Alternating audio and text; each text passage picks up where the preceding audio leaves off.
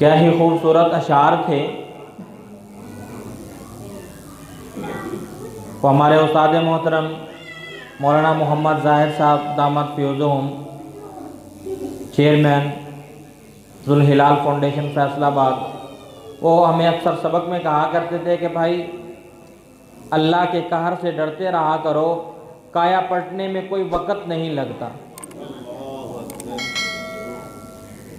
اللہ کی ناراضگی سے ڈرتے رہا کرو، کایا پلٹتے وقت نہیں لگتا۔ اور پھر وہ ایک مثال سنایا کرتے تھے اپنے زمانہ کی، لیکن ابھی جو آپ کے سامنے قاری صاحب حمد بیان کر رہے تھے، سنا رہے تھے آپ کو، اس میں بھی ایک حوالہ آپ کے سامنے آیا کہ اللہ کی ناراضگی سے انسان کو ہر وقت ڈرنا چاہیے، باوجود اس کے کہ اللہ کی رحمت اللہ کی ناراضگی پہ حاوی ہے۔ علماء یہ کہتے ہیں، اللہ نے فرمایا قرآن مجید میں کہ لا تقنطوا من رحمت اللہ، کہ میری رحمت سے مایوس نہیں ہونا چاہیے انسان کو، اللہ کی رحمت پہ امید رکھنی چاہیے، لیکن اللہ کی رحمت سے امید رکھنے کے ساتھ ساتھ اللہ کی ناراضگی سے ڈرنا بھی چاہیے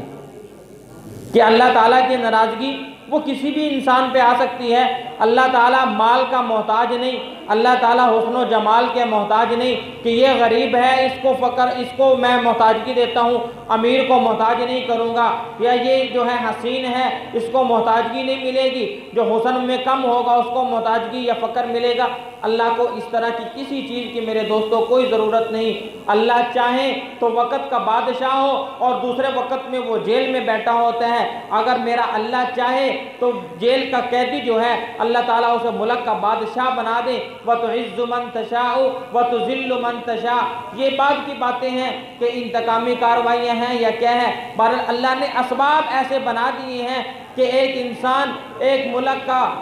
جو ہے سربراہ ہونے کے باوجود کسی دوسرے وقت کے اندر اس ملک میں اس کو رہنا بھی محال ہو گیا ہے۔ تو میرے اللہ جب چاہیں، جس طرح چاہیں، جس انسان کے ساتھ چاہیں، مال و اسباب کے ہوتے ہوئے بھی اللہ تعالیٰ بعض اوقات آزمائش میں ڈال دیتے ہیں، اور بعض اوقات فقر کے ہوتے ہوئے بھی اللہ تعالیٰ دلی اطمینان اتنا عطا فرماتے ہیں کہ انسان دلی طور پہ مطمئن نظر آتا ہے۔ اس کے گھر میں بعض اوقات کھانے کے لیے ایک وقت کا کھانا ہوتا ہے، دوسرے وقت کا کھانا میسر نہیں ہوتا، لیکن وہ انسان دلی طور پہ مطمئن نظر آتا ہے۔ بعض علماء ہمارے اساتذہ میں سے، مشائخ میں سے کئی سارے آپ کو 20 مثالیں ایسی ملیں گی کہ علماء کی ایک پوری صف ایسی گزری ہے، شاید اس زمانے میں بھی ہوں لیکن نایاب ہوں، کہ اللہ تعالیٰ نے ان کے دل میں اتنا اطمینان رکھا ہے کہ باوجود گھر میں کچھ نہ ہونے کے جب ان سے پوچھا جاتا ہے تو وہ کہتے ہیں الحمدللہ اللہ نے بہت کچھ دیا ہوا ہے۔ اور یہ صرف علماء ہی نہیں ہے، بعض ایسے مسلمان بھی ہوتے ہیں کہ جو علماء نہیں ہیں لیکن اللہ نے ایمان دیا ہوا ہے، تو اللہ تعالیٰ نے ایمان کے ساتھ ان کو شکر کا موقع بھی دیا ہے۔ تو بہرحال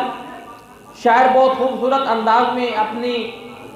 ایک مدحت جو اللہ تعالیٰ کی تعریف ہے اور اپنا ایک خیال ہے، تخیل ہے، آپ کے سامنے رکھ رہا تھا۔